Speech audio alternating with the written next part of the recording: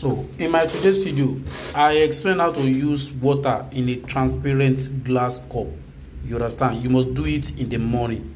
You understand? And you must do this for 15 days continuously to make your destiny helper to locate you and to remove any monitoring spirit that block your progress.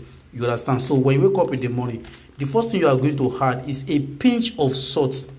Pinch of salt. Just add it to the water, right?